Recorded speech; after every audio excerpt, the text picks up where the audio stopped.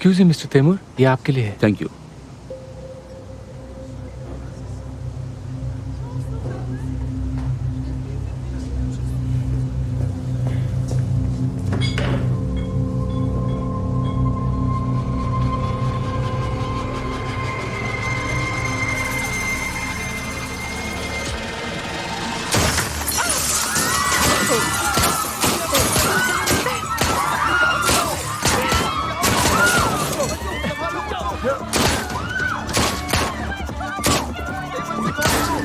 आदम, यास्मीन को यहाँ से बाहर निकालो जल्दी।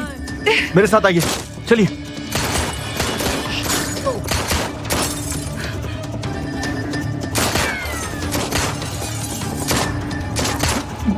वरना तुम ठीक तो हो? पता नहीं ये क्या हो रहा है यहाँ पर? गोली कौन चला रहा है? ढूंढो हम जल्दी। उसे ढूंढने की कोशिश कर रहे हैं। वो लेटर देने वाले अभी भी अंदर हो सकते हैं।